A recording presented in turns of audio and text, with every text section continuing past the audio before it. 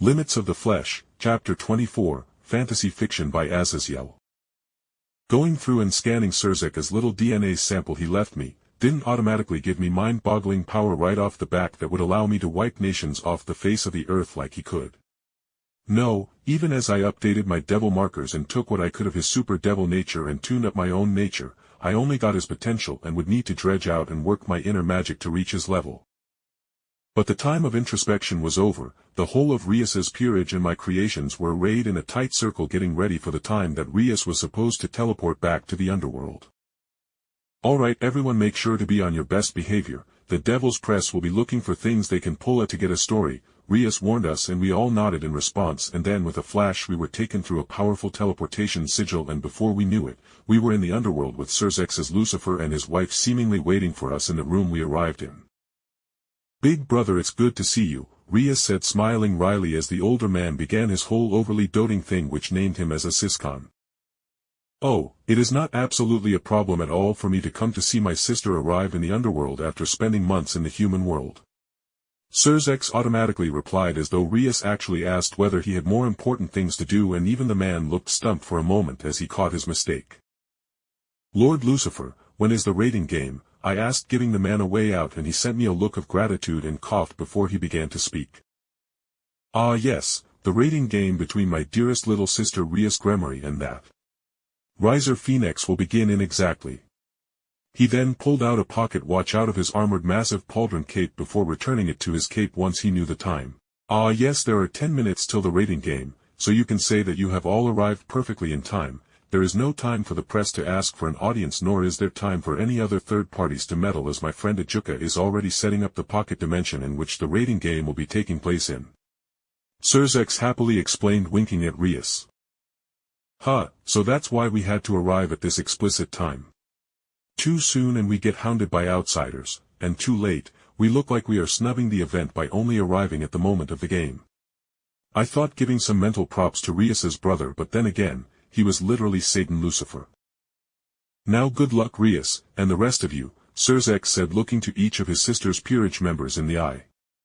"I entrust my sister's happiness to you all, please don't let her down." Everyone gave their own muttered reply or simply nodded that we would do our damned best to win the raiding game in front of us, but Artoria took it a step forward as she slapped her chest plate and spoke proudly. "Do not worry, Master's brother, I will save Master from the fiendish baby Firebird." Then Artoria looked over and pointed at me and Kiba. "If anything, Master has perfectly adequate mates available to her that are loyal and care for her anyway, so this whole arranged marriage is worthless."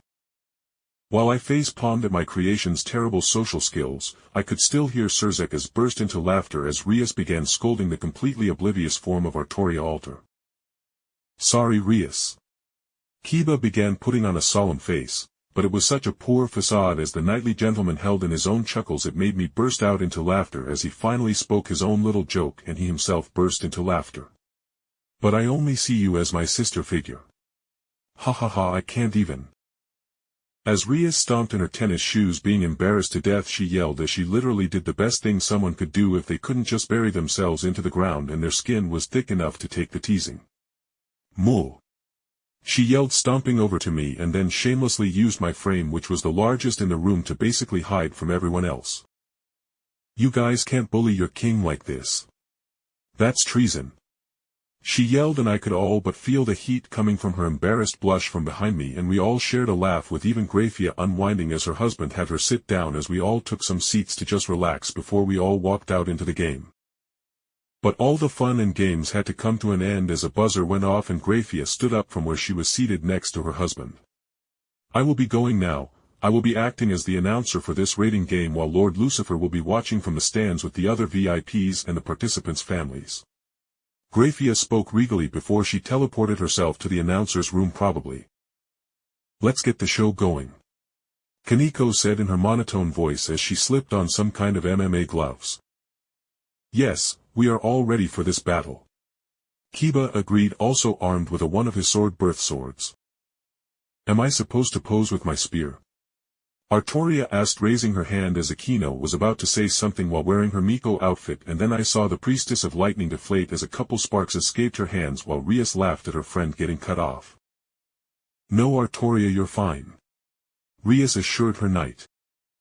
After a bit more talking and generally planning, we were then captured in another teleportation sigil, this one not of Gremory origin, and then as we came out of the portal, we were met with the sight of the clubhouse's interior from back on Earth, but I could see from the window with its drapes being wide open that the sky was a menagerie of seemingly ever-changing colors.